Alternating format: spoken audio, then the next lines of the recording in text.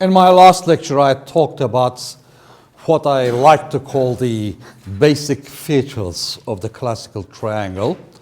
This was mainly a review of the so-called four remarkable points. They were the circumcenter, the point in which the three perpendicular bisectors in a triangle concur and constitute the center of the circle, unique circle, that goes through the three vertices of the triangle.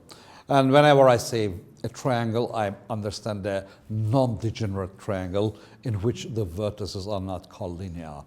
Okay, and then came as the second remarkable point, the orthocenter. That was the point in which the three altitudes intersect. Okay, and I chose a method for introducing the orthocenter, which, in my opinion, made it absolutely clear how O and H were related. In fact, they were related in such a way that H, in fact, constituted the circumcenter of a triangle which can be obtained from the original triangle by drawing parallels through each vertex to the opposite sides, the so-called antimedial triangle.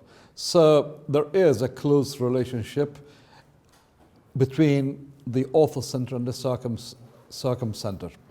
And then thirdly comes the centroid, which was the point of intersection of the three medians. And of course, this is a very famous physical interpretation. If you have a triangle made up of a homogeneous, a triangular, well, it's a slab, let's say, two-dimensional triangle, a triangular area which is homogeneous, then the center of gravity or center of mass, which coincide, happen to be at the centroid, which is, as I said, the point in which the 3 points intersect.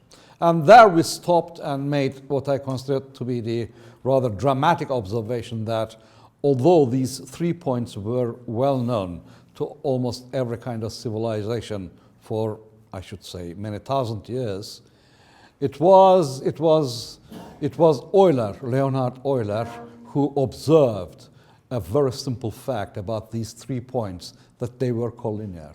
And in fact, the centroid divided the line segments OH, the line segment joining the orthocenter and the circumcenter, in the ratio -1:2.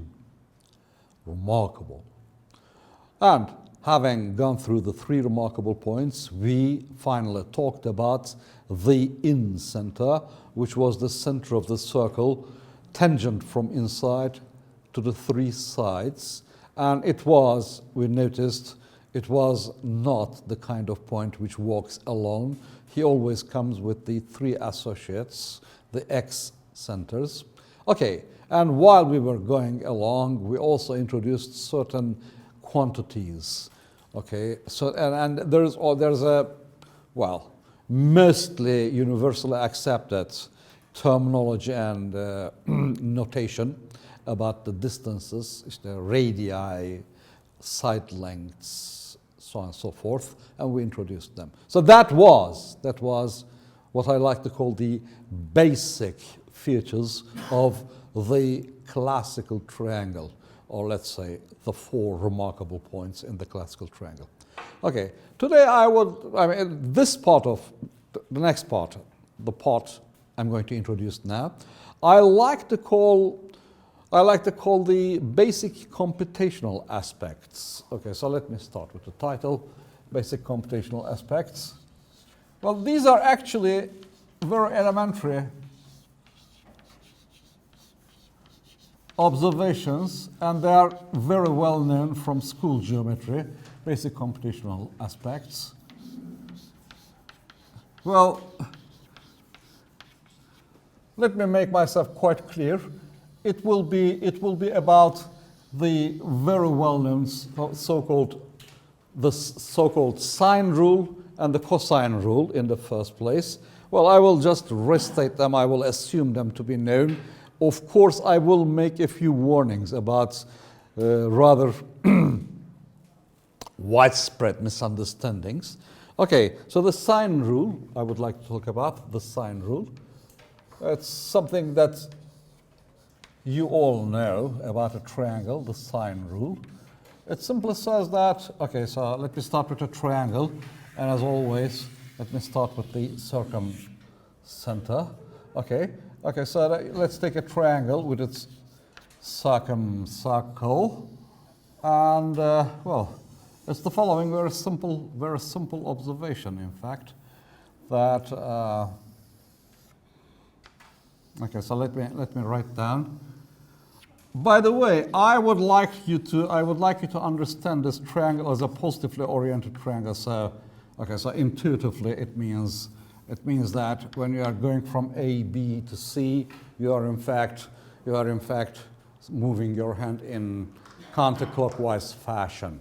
This will of course make the angles,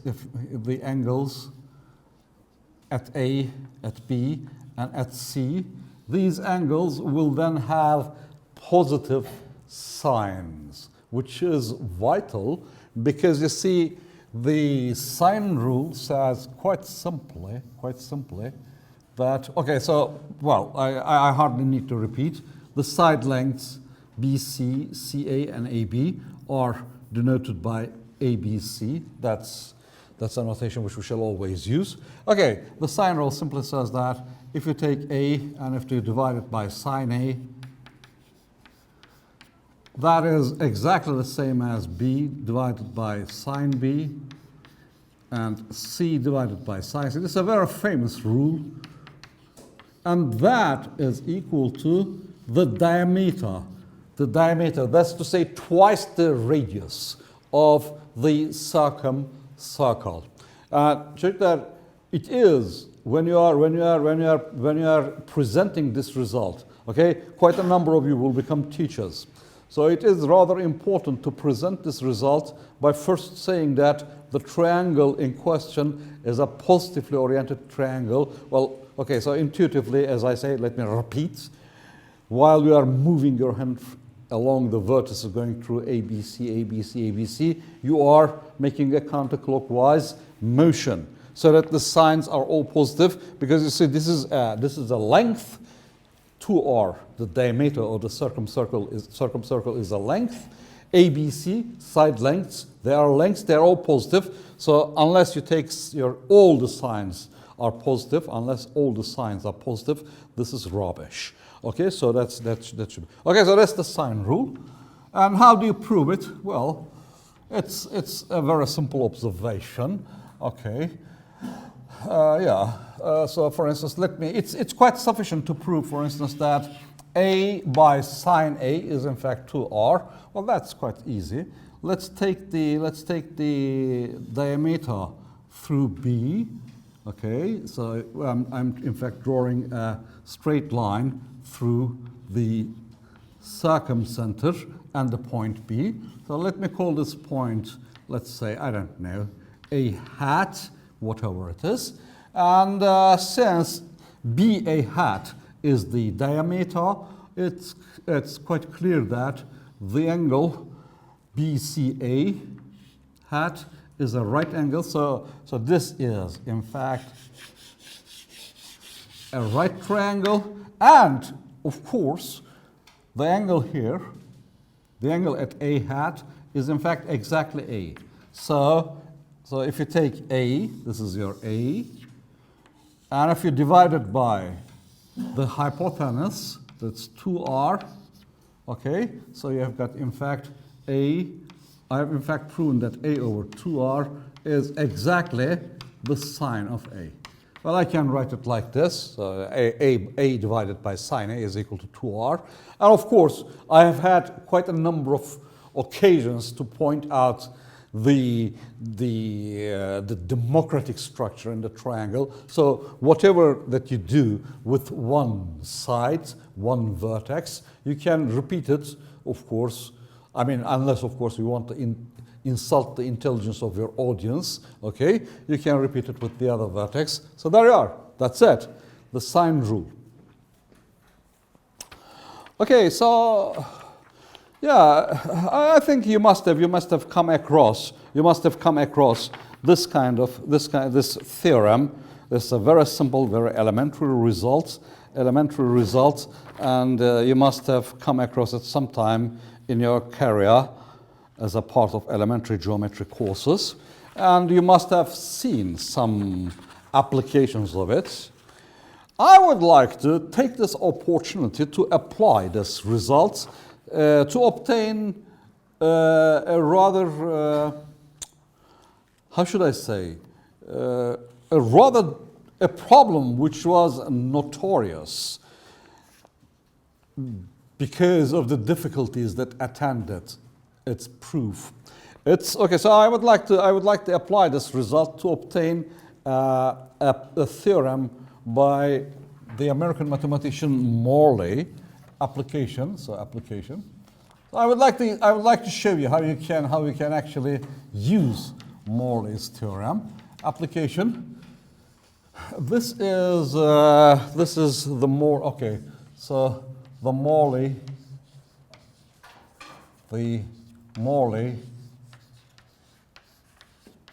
trisector theorem.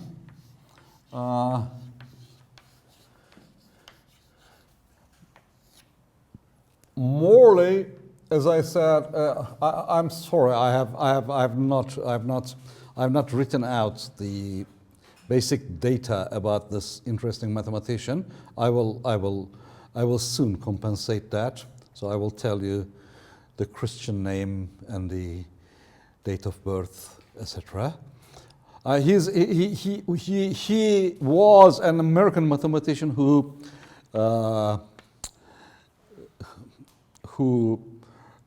specialized in what you might like to call algebraic geometry of a kind.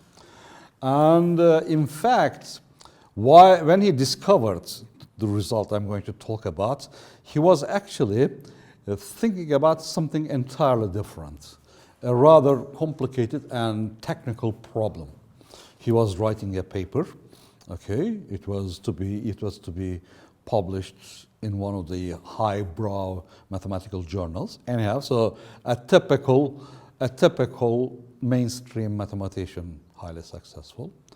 While he was doing his work, he noticed that there was the result he obtained had a very strange elementary implication.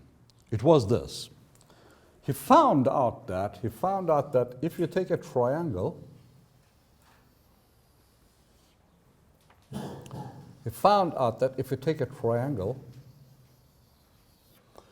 and okay, so you all, of course, know that. Okay, so let me stop for a while and let me go through a certain flashback, certain amount of flashback. I mean, if I take the three internal bisectors, they will, of course, intersect in a point. But Morley took not the bisectors, but the so-called trisectors. Okay, so this hardly needs an explanation, but let me explain. The trisector of A were in fact two lines, okay, two lines like this, so that the angle A was internally divided into three equal parts. By the way, this thing is happening somewhere around 1905. And perhaps, as a folkloric remark, I should add that in those days, it was not at all fashionable for a mathematician, high-ranking mathematician, to deal with elementary problems of the triangle. Okay, so Morley found himself, possibly, I don't know the exact history, but he is a high-ranking mathematician, and suddenly he comes across an elementary result, a very elementary result. I will explain in a minute. And that result, okay, so he takes the trisectors, that is, okay, so let me call the third of the angle in A alpha, so alpha, alpha, alpha. And he repeats the same process with B. So that, that's rather difficult picture to draw. A bisector is already a difficult thing. A trisector is even worse. So the angle B is divided into 3 equal parts. So these two, so to speak, rays moving into the triangle and trisecting the angle B. So let me call the thirds beta, beta, beta. So there we are. And the same thing with C. Well, so I'm doing it rather slowly because unless you do it carefully, the picture really is real time. Okay, so there we are. So let me call this gamma, gamma, gamma. So 3 equal parts. Okay, so what he observed was the following. So let's take, for instance, the trisectors at B and C, which are close to the side BC. So they intersect in a point. And let's call that point K. And let me start making this picture interesting by calling it K, in fact, in red. And then let us take, okay, the trisectors at C and A, which are close to the side CA. Let them intersect. Okay, so up until now, I seem to be playing a rather arbitrary game with the triangle. So, I'm just doodling about. And, for the modern mathematician to draw pictures like this are just nothing if you use things like software like GeoGebra. Okay, and finally, he takes the trisectors close to AB and lets them intersect, and let me call the point of intersection M. And well, here comes the extraordinary surprise. I mean, I'm not quite sure about history, but let's take it as a standing historical hypothesis that it was actually happening in 1905. In 1905, if you pick up any mathematician who was an expert, let's say, in triangles, classical features of the triangles. Okay, so he knows everything about the remarkable points. And if you tell him that this red triangle, KLM, is an isosceles triangle, I mean, nobody would believe. Today, even today, I mean, take any expert, if he doesn't know. Of course, this theorem is nowadays very well known. But in those days, it was just a new thing. And nobody would believe it. I mean, just imagine. The triangle has been investigated for thousands of years. Okay, so the genius of people like the Greeks and the West European nations and the Japanese, the Jew, the Arab, they have all thought about this very simple thing, and this result apparently went unnoticed completely. And Morley himself couldn't believe it. However, the computations, his highbrow computations, actually show that this must be the case, right? So he asked the question: Can anyone find an elementary proof of this? Can anyone show that if you take the 3 points of intersections of the trisectors, these 3 points will constitute an equilateral triangle? Can you prove it in an elementary fashion? To the best of my knowledge, there was, for a considerably long time, no elementary solution. People couldn't solve it. And afterwards, people did solve it. Now there are nowadays dozens of different solutions, and it's so funny. Even today, if you come up with a different solution, especially a simple solution, it will be certain to be published. Okay, so you know it's something worthwhile thinking about. Find a new and interesting and simple solution. I would like to underline, I would like to emphasize the word simple because, well, people have found elementary solutions, but there is no simple solution. All the solutions are rather convoluted. There is no simple solution. There is no natural solution. One solution I would like to present to you using the sine rule only. And this is, well, it's not actually my proof because there were several other people contributing to it, and there are several results which are quite similar. So I don't know. It's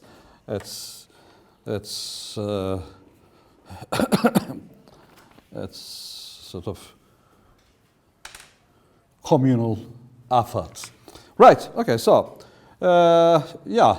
I would like to, okay, so let's apply the sine rule. Okay, so let me write down the sine rule.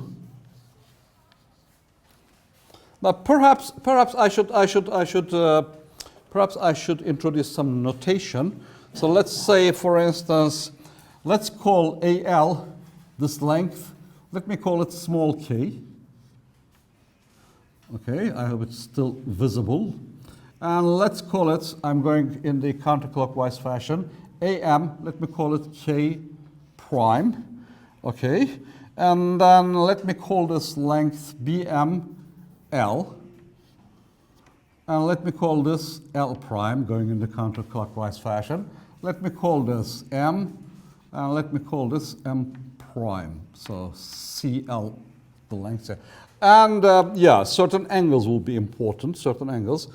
Okay, so this was alpha. So let me take the triangle AML and let me go in it in counterclockwise fashion, designating the angles alpha, alpha prime, alpha double prime. Okay? And in the triangle BKM, let me designate the angles beta, beta prime, beta double prime. I'm sorry, I should have drawn a larger figure.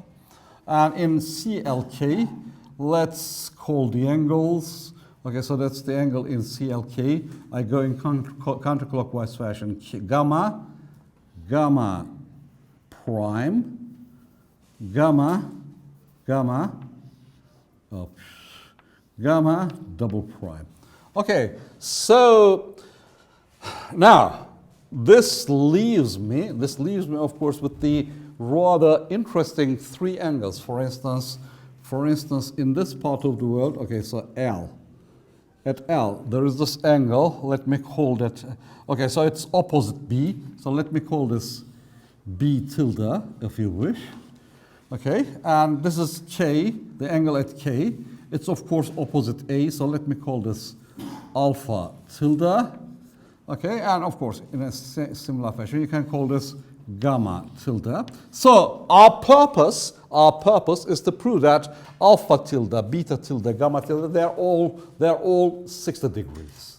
No? That's what I'm trying to prove. Well, of course,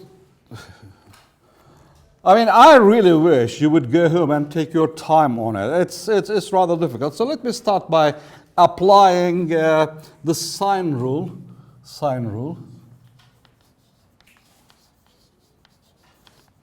In the triangle ALC, in this rather thin triangle ALC. So I'm assuming this whole thing to be positively oriented. So ALC, the way I write it, is positively oriented. So if you take AL, the length AL, and if you divide it by the sine of the angle which lies opposite it, well, you will get something that will be exactly the same as taking this side AC and dividing it by the sine of the angle which lies opposite that. That is, of course, right.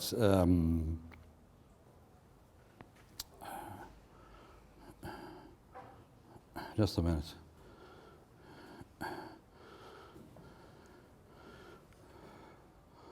Okay, yeah. Yeah, okay. So AL, the length AL, divided by the sine of the angle that lies opposite that, sine gamma, is equal to the length of the side CA, which is of course B. Okay, so we are uniformly calling them small b, divided by what? The sine of the angle that lies opposite it. So look at this very thin triangle. This angle is alpha, this angle is gamma. So the sine of this angle is exactly the same as this. So this angle is pi minus alpha minus gamma. So the sine of this angle is alpha plus gamma, sine of alpha plus gamma. So I write it like this, sine, alpha plus gamma. Okay, so this, hanımlar beyler, this does not look very interesting. Let me manipulate just a little bit. And so this tells me a very simple, this gives me a very simple result, that AL is in fact B sine gamma divided by sine alpha plus gamma. Well, that's all simple enough. Now here comes a rather, how should I say, a rather nice piece of, nice astute, I should say, because it's clever, undoubtedly clever. So this thing is of course B times sine. Now this is the kind of manipulation that solves your problems. Çocuklar, I want you to remember one thing. So this alpha is the third of A, beta is the third of B, gamma is the third of C. I know that A plus B plus C is, well, let me use the ordinary notation, 180 degrees. So it means that if I take alpha plus beta plus gamma, that will be 60 degrees. Are you with me? That's very simple, okay? So because alpha is the third of A, beta is the third of B, blah, blah. So if you take alpha plus beta plus gamma, that will give you 60 degrees. Right, so this tells me that instead of alpha plus gamma, I can in fact write sine of what? Okay, so let me use this ordinary elementary notation, 60 minus beta. Good. Now here comes something interesting. Here comes something interesting. Okay, so let me go on manipulating this thing. So instead of B, I want you to remember. Okay, so remember the sine rule in the principal triangle tells us that B divided by sine B is 2R. So I can actually replace this B with 2R sine, well, I should say B, but instead I say, so let's stick to alpha, beta, gamma, 3 beta, and I've got of course sine gamma, and I've got downstairs my sine 60 minus beta. Now here comes a clever piece. Here comes a clever piece. You see, well, I don't know if you like that sort of thing, but perhaps you should remember.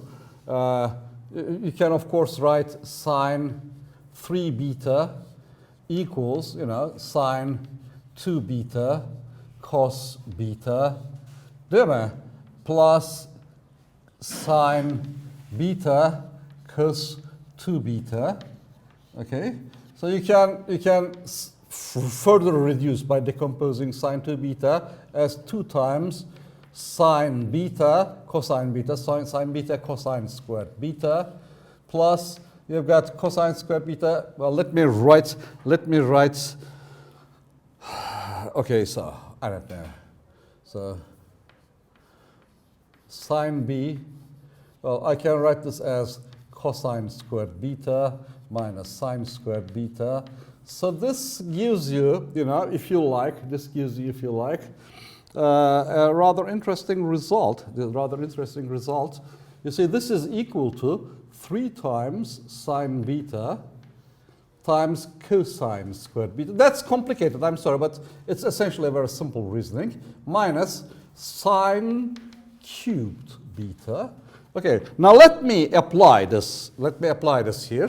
So instead of sine 3 beta, I shall substitute this quantity. So that will give me, well, that's simple enough, 2r. So I will write sine beta in the first place. And then let me put this object here. So I'm left with 3 cosine squared beta and a sine squared beta. Now here comes a rather clever insight. Okay, sine gamma.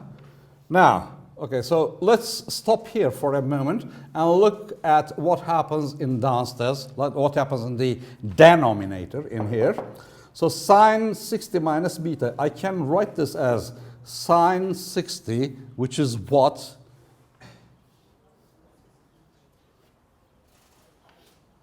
Okay? And then cosine beta, and minus sine 60, which is of course a half, and cosine 60, which is a half, times sine beta. Okay, Instructor, I want you to pay attention here. Here is a point where you have got a really devilishly clever manipulation. So let me write this as, so let me allow this 2 climb upstairs. So let this be 4. And let me have this rather beautiful expression. And here comes the devilishly clever manipulation. Look at this.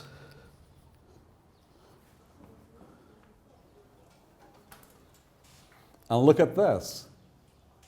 Do you notice anything?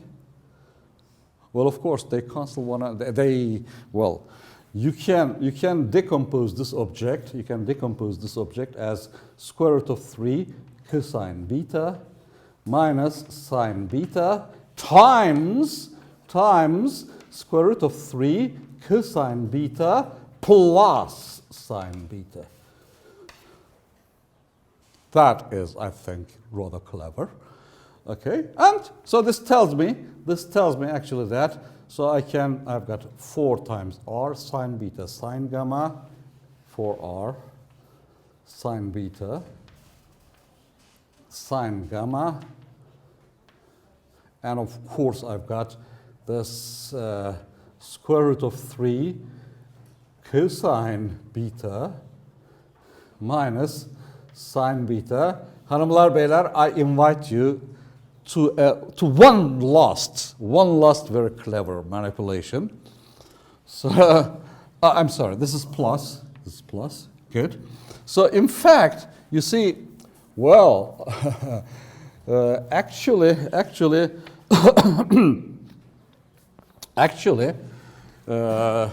if I had a half here and a half here, this would look like the sine of 60. This would look like the cosine of 60. But I don't have 2, so let me have 8 in this part of the world. But if I do that, then this is exactly sine 60 plus beta. That is rather clever. So I have found effectively that the length AL, the length that joins the length of the line segment that joins the vertex A to point L, where the 2 trisectors close to CA intersect. So I have obtained a rather remarkable result. So let me use this part. I have obtained AL equals 8 times R sine beta sine gamma sine. Well, that looks all rather tame yet pointless. However, check that. I've been making lots of remarks and cracks about choosing your notation carefully, things going in counterclockwise fashion, A, B, C, and X, Y, Z, and U, V, W. So you choose your notation carefully. It pays. So what happens if I want to compute AM? Do I have to go through the whole stuff again? Well, that would be stupid. I mean, you can, of course, I mean, if anybody wishes, you can start, instead of ALC, you can start with AMB, okay? And then go through the same stuff, do the same manipulations, obtain something, but we really don't need that. You see, to pass from AL to AM, all you have to do is to notice that this C is being replaced by B, so it means gamma is being represented by beta.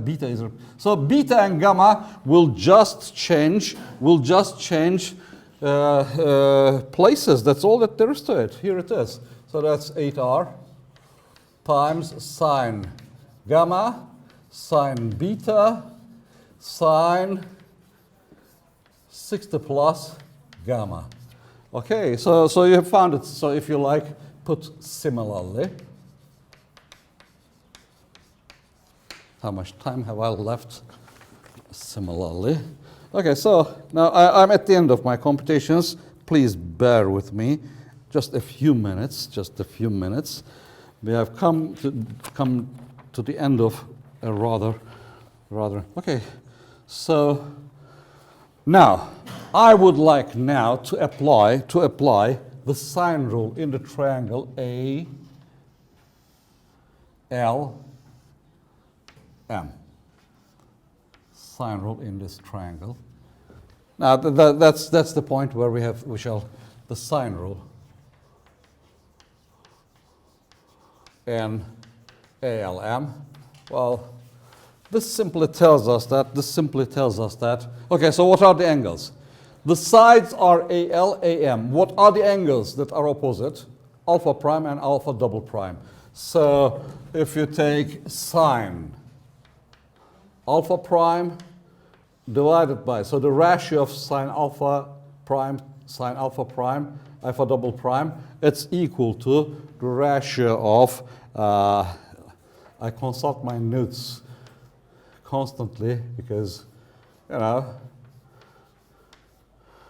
okay, AL by AM. So if I divide AL by AM, everything cancels out and I am left with sine 60 plus beta divided by sine 60 plus gamma.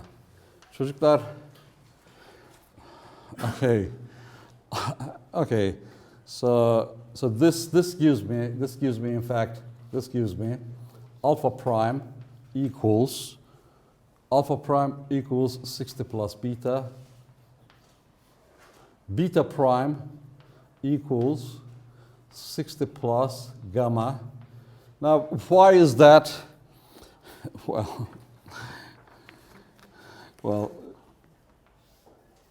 okay, I would like to leave that to you. That's a fine point and an interesting point. Try to do it yourself. If you can't do it, come and see me in my office hour. This is a rather fine point. Anyhow, so I've obtained these two angles. And you see, well, that still doesn't answer our questions because you see, what you want is, for instance, you would like to prove that this, okay, so let me do it here. Alpha tilde is 60 degrees. But you see, okay, so let me draw the picture here. So alpha tilde, so that's what's happening, what's at K. And here is your alpha tilde. Okay, and here is your, okay, so this goes to B, this goes to C. So this part is in fact 180 minus beta minus gamma.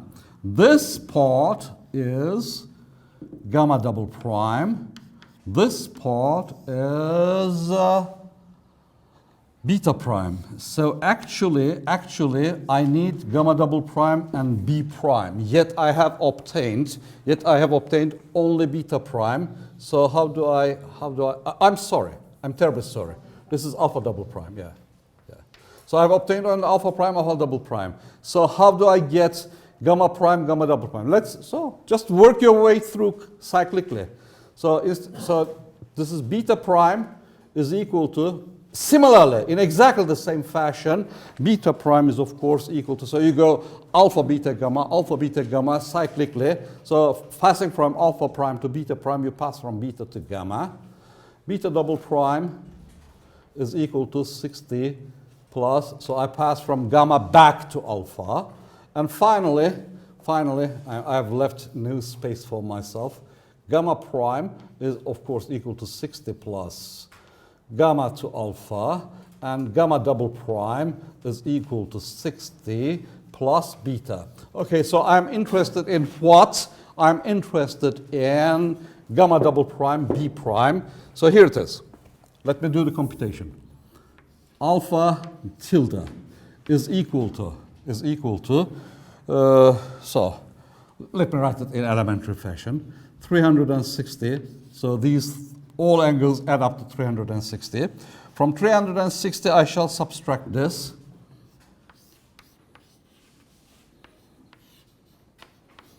And I shall subtract what? Beta prime. And I shall subtract gamma double prime. And, okay, so let's finish this thing. So beta prime is 60 plus gamma.